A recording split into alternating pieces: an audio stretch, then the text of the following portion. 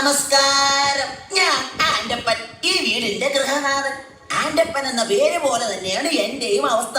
ഈ വീട്ടിലുള്ള എന്റെ കുരുത്തം കെട്ട മക്കൾ എവിടെ പോയി എന്തടങ്ങേറുണ്ടാക്കിയാലും അവരുടെ പേരിന്റെ കൂടെ ആൻഡ് അപ്പൻ എന്നുകൂടെ അങ്ങ് ചേർക്കും. അതായത് ആൻഡപ്പൻ എന്റെ പേര്. അതോടെ ഞാനും ഇടങ്ങേറിലാവും.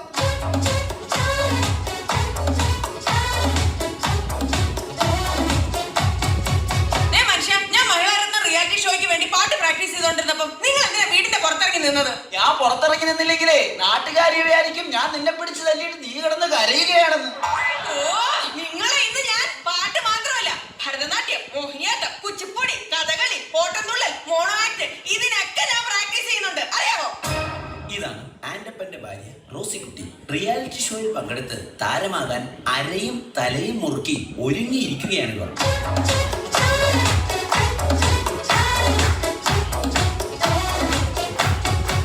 പ്രിയപ്പെട്ട അപ്പച്ചനും അമ്മച്ചിക്കും മൂത്ത മകൻ കാതികൻ മാത്തുക്കുട്ടിയുടെ 1000 അഭിവാദനങ്ങൾ. മോനെ മാത്തുക്കുട്ടി, നിന്റെ ഇന്നലത്തെ കഥാപ്രസംഗ പരിപാടി എങ്ങനെ ഉണ്ടായിരുന്നടാ? അതൊരു കഥയാണ് അമ്മച്ചി. റിയാലിറ്റി ഷോയിലൂടെ ശ്രദ്ധേയനായിക്കൊണ്ടിരിക്കുന്ന എന്റെ കഥാപ്രസംഗം കേൾക്കാൻ ഇന്നലെ ഒറ്റൊരുത്തൻ പോലും വന്നില്ല. അയ്യോ, അതെന്താ? ഞാനാണ് കഥാപ്രസംഗം അവതരിപ്പിക്കാൻ വരുന്നതെന്ന് ആ കമ്മിറ്റിക്കാർ പരസ്യം ചെയ്തില്ലാന്നേ. അവര് പരസ്യം ചെയ്തില്ലെങ്കിലും നീ വരുന്ന വിവരം എങ്ങനെയോ ലീക്കായിട്ടുണ്ട്. അതായിരിക്കും ആരും വരാത്തത്. കണ്ടല്ലോ, ഇതാണ് ആൻഡപ്പന്റെ മൂത്ത മകൻ കാതികൻ മാത്തുക്കുട്ടി. ഈ കുടുംബത്തിലെ മറ്റൊരു റിയാലിറ്റി താരം.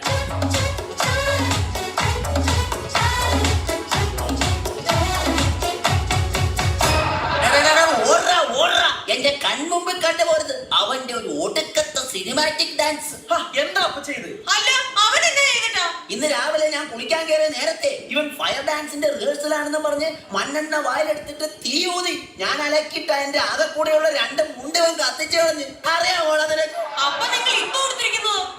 ഇത് നിന്റെ അടിപ്പാവാടയാ. ഈ വന്നതാണ് ഈ വീട്ടിലെ ഇളയ താരം, സിനിമാറ്റിക് ഡാൻസുകാരൻ ജോണിക്കുട്ടി. ഇതും മറ്റൊരു റിയാലിറ്റി താരമാണ്. ചാനലൊന്നും തുറക്കുമ്പോൾ കാണാം അതിലെന്നും റിയാലിറ്റി ഷോയുടെ തരംഗം. എത്ര കലകളെ പലരും എടുത്തിട്ട് SMS കുരുക്കുവാൻ ബഹളം. എന്റെ കർത്താവേ, ഇത് ഞാൻ എങ്ങനെ സഹിക്കും? എടി, ഇറങ്ങി വാടി ഇങ്ങോട്ട്. എന്റെ മോന്റെ ഭാര്യയാണെന്നൊന്നും ഞാൻ നോക്കത്തില്ല. ഇറങ്ങി വരാൻ. എന്നാടി റോസക്കുട്ടി? നിങ്ങൾ അറിഞ്ഞോ, ഞാൻ മംഗളാരത്നത്തിന്റെ അടുത്ത എപ്പിസോഡിന് കൊടുക്കാൻ മേടിച്ച പുത്ത സാരി എടുത്ത് നിങ്ങളുടെ മരുമോളുണ്ടല്ലോ ആഗ്രഹം വന്ന വെള്ളപ്പൊക്കക്കാർക്ക് എടുത്ത് കൊടുത്തിരിക്കുന്നു. അഹങ്കാരി. അതിന് നിന്നെ പിടിച്ചാലും വെള്ളപ്പൊക്കക്കാർക്ക് കൊടുത്തില്ലല്ലോ. വേണേൽ അവൾ അതും ചെയ്യും, അതിന്റെ അപ്പുറം ചെയ്യും. എടി മോളി, ഇങ്ങോട്ട് വാടി. നിന്നെ ഇന്ന് ഞാൻ എന്താ നിങ്ങൾ തുറക്കുന്നത്? എടി, അമ്മച്ചിയുടെ സാരി പിച്ചക്കാർക്ക് എടുത്തു കൊടുത്തോ? ഓ, റിയാലിറ്റി ഷോ. ഇങ്ങനെ റിയാലിറ്റി പ്രാന്തുള്ള കുടുംബത്തേക്കാണല്ലോ എന്റെ കർത്താവേ എന്നെ കെട്ടിയെടുത്തത്. നിർത്തടി. ഈ റിയാലിറ്റി ഷോയ്ക്ക് ഞങ്ങളെ പോലുള്ള കലാകാരന്മാർക്ക് പറഞ്ഞിട്ടുള്ളതാ. അതൊന്നും നിനക്ക് പറഞ്ഞാൽ മനസ്സിലാവുകയല്ല. അയ്യടാ, ഞങ്ങളുടെ കുടുംബക്കാരത്ര മോശക്കാരൊന്നുമല്ല. എന്റെ അമ്മച്ചി നല്ല ഒന്നാന്തര എഴുത്തുകാരിയാ. അമ്മച്ചിയുടെ കഥ വരെ നിങ്ങൾ വായിച്ചിട്ടുണ്ടോ?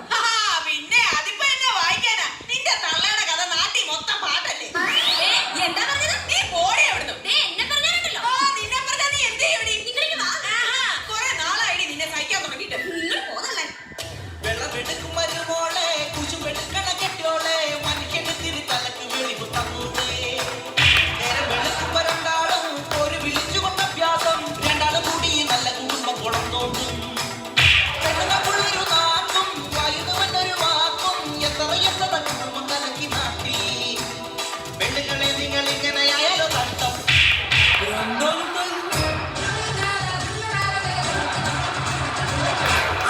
വന്നല്ലോ. എല്ലാത്തിനും കുറ്റം പറഞ്ഞ എന്റെ മുന്നാരടിയും വന്നല്ലോ. എന്തായാലും പെങ്ങളെ മോളെ തല്ലുന്നത് അപ്പനായാലും ഭർത്താവായാലും ഒരു താളവും പോതൊക്കെ വേണ്ടേ? എന്റെ പൊന്നടിയ എരിയുന്ന തീയിൽ എണ്ണ ഒഴിക്കാതെ ഒന്ന് കടന്നു പോകുന്നുണ്ടോ? ഷഡ്ജം ഒന്ന് ഇറങ്ങി പോടാ.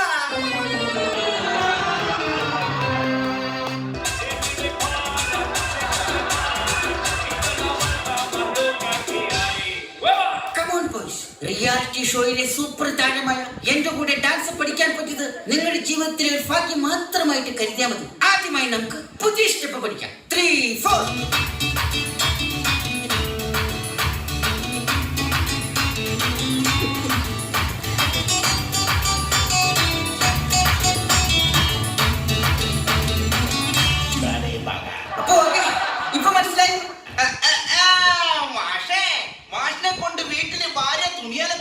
ആക്ഷൻ ആണല്ലേ ഞങ്ങളെ ഡാൻസ് ആണെന്നും പറഞ്ഞ് പഠിപ്പിക്കണത്. ഈ സ്റ്റെപ്പ് ഞങ്ങൾ അടിച്ച് തകർക്കും. 3, 4.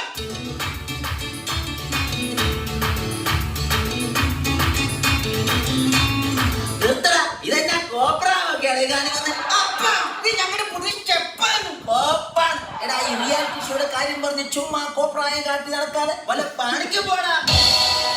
അച്ഛാ, നാളെ എന്റെ കഥാപ്രസംഗ മത്സരത്തിന്റെ ഫൈനലിലേക്കുള്ള സെലക്ഷനാ. അപ്പൊ ഇവരാരാ? ഓർക്കസ്ട്രയുടെ ചെലവ് കുറക്കുവാനായിട്ട് ഞാൻ കൊണ്ടുവന്ന മിമിക്രിക്കാരാ.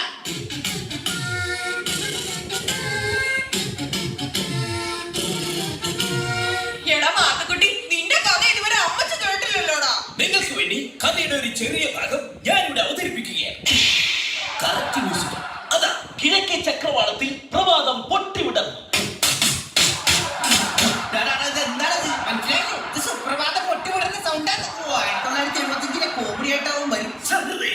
എടാ പൊന്നു മോനെ, നീ കഥ പറ. സഹൃദയരെ, ഇനി കഥയുടെ സുപ്രധാനമായ രംഗമാണ് ഞാനിവിടെ അവതരിപ്പിക്കുന്നത്. അങ്ങനെ നമ്മുടെ കഥാനായകൻ കഥാനായികയുമായി കണ്ടുമുട്ടുന്നു. ഒരു ഉറച്ച തീരുമാനമെടുക്കാൻ നായകന് സാധിക്കുന്നില്ല.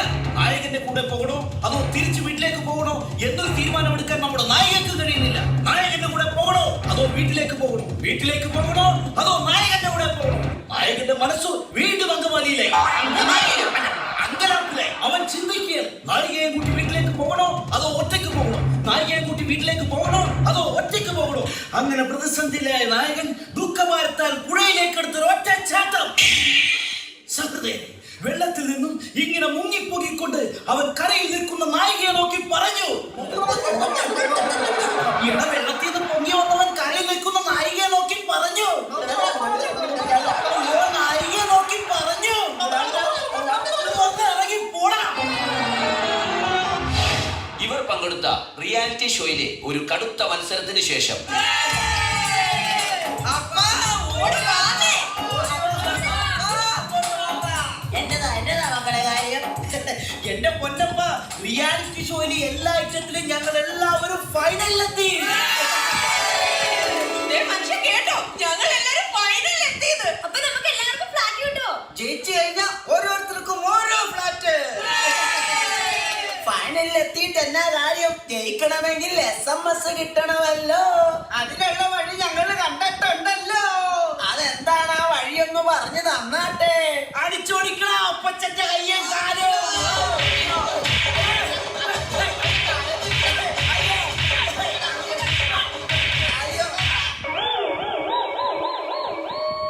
എന്തിനാടാ അപ്പന്റെ കയ്യും കാലും തല്ലി ഓടിച്ചത്? അപ്പനെ തല്ലി കയ്യും കാലും ഓടിച്ചാലേ റിയാലിറ്റി ഷോയിൽ കാണിക്കാനായിട്ട് ചാനലുകാർ വന്ന് ഷൂട്ട് ചെയ്യുമല്ലോ. അത് സ്ലോ മോഷനിലും ബ്ലാക്ക് ആൻഡ് വൈറ്റിലുമായി TV കാണിക്കുമല്ലോ. അതെന്തിനാ? അപ്പൊ ജനങ്ങള് മൊത്തം കണ്ട് ഞങ്ങളോട് സെന്റിമെന്റ്സ് അടിച്ച് SMS ചെയ്യുമല്ലോ. അപ്പോ SMS കിട്ടി ജയിച്ച് എല്ലാവർക്കും ഫ്ലാറ്റ് കിട്ടുമല്ലോ. പ്രിയമുള്ളവരെ, കലാകാരന്മാരുടെ ദുഃഖങ്ങളും ദുരിതങ്ങളും സഹതാപങ്ങളും വിറ്റ് കാശാക്കുന്ന ഇവിടുത്തെ ചാനലുകളിൽ തല കാട്ടാൻ ആക്രാന്തം കാണിക്കുന്നവരോട് എന്റെ കുടുംബത്തിന് ഇനി എന്താണ് പറയാനുള്ളത്? ചാനലിൽ പാടുവാൻ അക്രമം കാട്ടുന്ന ചെല്ലക്കിളികളെ നിങ്ങളും നോക്കണം. എന്തൊക്കെ പാടിയാലും കിട്ടൂല നോക്കണം. SMS ഇല്ലെങ്കിൽ ഇല്ല സമ്മാനം. ചാനലിൽ പാടുവാൻ അക്രമം കാട്ടുന്ന ചെല്ലക്കിളികളെ നിങ്ങളും നോക്കണം. എന്തൊക്കെ പാടിയാലും കിട്ടൂല നോക്കണം. SMS ഇല്ലെങ്കിൽ ഇല്ല സമ്മാനം. SMS ഇല്ലെങ്കിൽ